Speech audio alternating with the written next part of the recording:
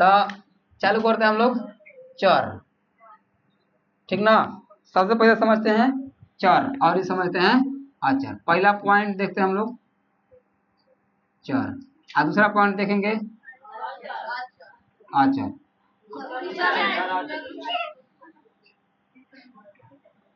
ये तो हमारा पहचान है, क्या करना ना। चला चर और अचर।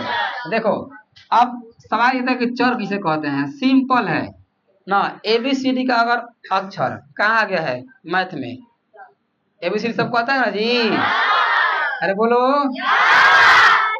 तो एबीसीडी का जो अक्षर घुस जाएगा कोची में, मैथ में एंट्री कर जाएगा, तो उसको क्या बोलेंगे, चर बोलेंगे। तो एबीसीडी को चर बोलते हैं। जिसे में मान लो एक्स वाई डी कुछ नहीं तो कहाँ तक, जेड तक, इस सब का सब क्या बोलेंगे, इसको चर। इसको बोलेंगे चर राशि। इसका वो क्या बोलेंगे, चर राशि। इसको क्या बोलेंगे, चर राशि, ठीक ना। लेकिन वो कंडीशन है, शर्त है ना। इसको मैथ में चर कब कहा जाएगा, देखो कब कहा जाएगा, जब ई अपना पहचान छुपा ले, ठीक ना। क्या कर ले, अपना पहचान छुपा ले। जैसे में मान लेते हैं कि शादी ब्याह होता है ना जी, तो शादी ब्याह में लोग आते हैं, दो प्रकार के लोग आते हैं। एगो न्योता पाते हैं, जिसे न्योता जिसको भेजा जाता है ना, फलाना व्यक्ति के नाम से क्या कहता है, न्योता। अब एगो बिना न्योता के आते हैं, समझता ना है। तो एगो न्योता से आते हैं कौन व्यक्ति जो गए, एगो बिना न्योता के आते हैं, मतलब उनको ना बुलाया जाता है और नहीं न्योता होता है। वो भी लोग शादी में क्या करते हैं, आते हैं। तो बिना न्योता के जो आते हैं ना शादी में, बिना न्योता के, उनको चर नहीं बोला जाएगा, ठीक ना। अगर कोई न्योता पाता है, जिसको न्योता भेजाया गया है आऊ आया है, उसको क्या बोलेंगे, चर। देखो तो ये कहने का मतलब क्या हुआ, उदाहरण का तात्पर्य क्या हुआ। जैसे अगर आपको पढ़ाएंगे परिमेय संख्या, ठीक बा, परिमेय संख्या पढ़ाएंगे ना, समझना। परिमेय संख्या जब हम पढ़ाएंगे तो बताएंगे कि वैसा संख्या जिसे p बटा q के रूप में लिखा जा सके, जिसे p बटा q के रूप में क्या कर जाए, लिखा जा सके, उसे बोलते हैं परिमेय संख्या। अब बोला एकरा में कौन कौन एबीसीडी का अक्षर है ना जी, p भी एबीसीडी है और q भी एबीसीडी है। तो अब हमको बताएं, लेकिन अगवा इसका परिभाषा का होता है डिफिनेशन, कि जहां p और q पूर्णांक संख्या है, तो इसका मतलब क्या हो गया कि जो p है और q है, इसका पहचान मिल गया, इसका मान क्या हो गया, इसका क्या हो गया, पहचान मिल गया। आज जब ये बना पहचान दे देगा एबीसीडी वाला में के अक्षर, कोई भी लेटर में के अक्षर क्या कर देगा, पहचान दे देगा, तो चर राशि नहीं कहलाएगा ना। समझ गया ना। मतलब कि अगर ऐसे ही जैसे मान लो 2x + y, अब बताओ एक में x और y का कोनो पहचान है पहचान नहीं है, है जी। तो ये x y की क्या बोलेंगे, लेकिन जहां को देख, जहां x और y पूर्णांक हो, अब बताओ चर रह गया वो नहीं, पूर्णांक हो गया, मतलब x की जगह पर कोनो पूर्णांक संख्या लिखेंगे हम लोग, y की जगह पर कैसे कोनो भी पूर्णांक संख्या लिखेंगे। लेकिन अमूमन तौर पर ऐसे एबीसीडी अक्षर को चर ही बोला जाता है।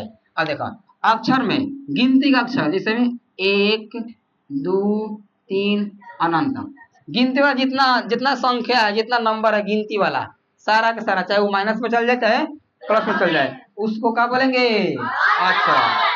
देखो ध्यान से, एगो इसका और पहचान समझना। जो चर होता है ना, चर का जो मान होता है ना, इसका मान, चर का देखो, चर का जो मान होता है, कौन चीज, चर का मान, चर का मान निश्चित नहीं होता है, ठीक ना, निश्चित नहीं होता है, मतलब अनिश्चित होता है। क्या होता है, अनिश्चित होता है। क्या होता है, अनिश्चित। चर का मान क्या होता है, अनिश्चित होता है, ठीक ना। लेकिन अचर का मान जो होता है ना, इसका मान क्या होता है, इसका मान निश्चित होता है। अब कहोगे सर निश्चित का मतलब क्या होता है ना, निश्चित होता है, सुनिए ध्यान से। निश्चित का मतलब फिक्स हो गया, हाँ, अनिश्चित का मतलब फिक्स नहीं। समझ में आ रहा है ना जी। मतलब निश्चित का मतलब फिक्स हो गया, वो बदलेगा नहीं। हाँ, अनिश्चित का मतलब कोई है, ठीक ना, कोई हे दुआरे, कोई हो दुआरे, कोई हुंकरा घरे, कोई हुंकरा घरे, समझेगा ना। कयो है रूप कयो हो रूप, देखो नागिन फिल्म देखो ना, नागिन फिल्म में जो हीरोइन होती है नागिन होती है, उसका रूप क्या होता है, निश्चित कि अनिश्चित? बताओ उसका रूप क्या होता है? क्यों अनिश्चित होता है? क्योंकि कभी कभी कुत्ता बन जाएगी ना, कभी कभी नर का रूप धलेगी, कभी कभी लड़का बन जाएगी, कभी कभी लड़की बन जाएगी। क्या हुआ ए लड़की, क्या हुआ ये देखो ना, समझा गया ना। तो जिसका मान बदले वो क्या कहलाएगा, अनिश्चित। अनिश्चित का मतलब क्या होता है, मान बदलेगा, फिक्स नहीं रहेगा। लेकिन निश्चित का मतलब, अब कहोगे सर कैसे इसका मान फिक्स है, अब बताओ। अब हम कह दिए एक, तो इकाई बदल के 10 हो जाएगा?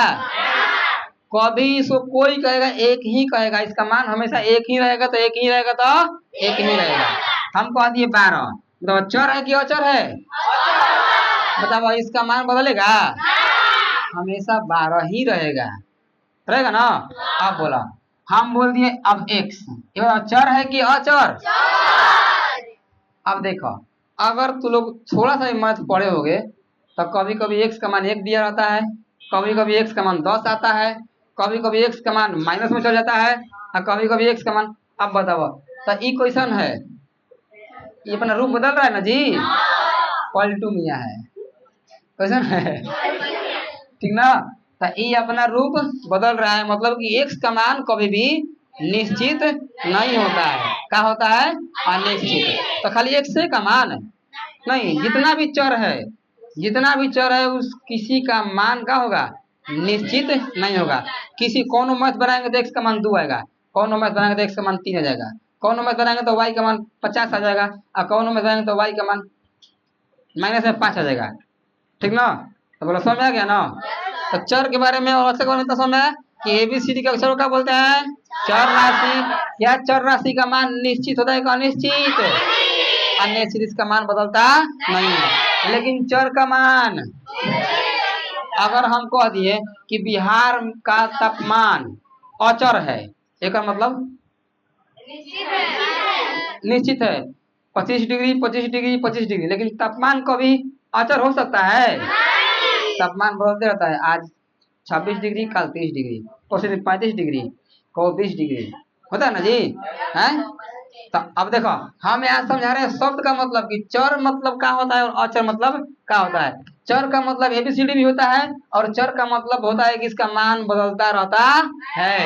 अचर का मतलब 1 2 3 भी होता है, सारा का सारा गिनती भी होता है, और अचर का मतलब ये भी होता है कि इसका मान बदलता नहीं होता है, मतलब ये फिक्स रहता है, ठीक ना। समझा गया ना, कोई दिक्कत? सवाल के बाद कोई चर के बारे में अचर के बारे में और डिस्कस करते, समझा गया ना कि चर। अब बोला आगे बढ़ जाए, तो चर के बारे में इतना समझ गए।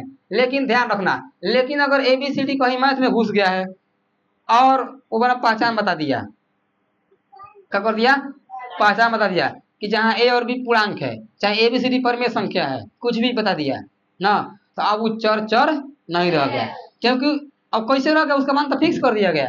क्या कर दिया गया? फिक्स कर दिया गया, समझा गया ना जी।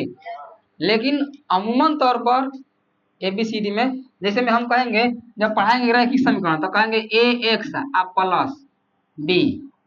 अब बताओ, अगर हम कहेंगे जहाँ ए और बी एक पूर्णांक है, क्या कहेंगे, ए और बी पूर्णांक है, तो बताओ अगर हमें कौन का मान फिक्स नहीं हुआ, एक्स का ना। अब ए और बी तो पूर्णांक हो गया है, मतलब पूर्णांक मतलब का अंके ना आ गया जी, पूर्णांक मतलब 1 2 3 आ गया, तो अब पूर्णांक अब 1 2 3 बन गया। यहाँ पर हम 1 लिख सकते हैं, 2 लिख सकते हैं, 3 लिख सकते हैं, कुछ भी लिख सकते हैं, तो एक मतलब तो अंक बन गया। अब तो अंक क्या होता है, अचर होता है। अब बचा कौन चीज, एक्स, यही ना चर होगा खाली, समझा गया ना। तो लेकिन देखना ध्यान से कि अगवा लिखा है कि नहीं लिखा है, इसका न्योता पाया है कि बिना न्योता क्या आया है, देख लेना जरा थोड़ा सा, ठीक ना। ऐसा काम आने वाला है, कोई दिक्कत ऐसा में है ना। तो बोला चर और अचर के बारे में समझा दो दूसरे को, अरे समझा दोगे ना। अच्छा, तो अब चर के बारे में समझ में आ गया हो, तो अब चलते हैं हम लोग चर के जोड़ के बारे में, कि चर को जोड़ते कैसे हैं, चर को घटाते कैसे हैं, ठीक ना। कोई दिक्कत? चलिए अब देखो, चर का जोड़ और घटाव दोनों एक ही होता है ना।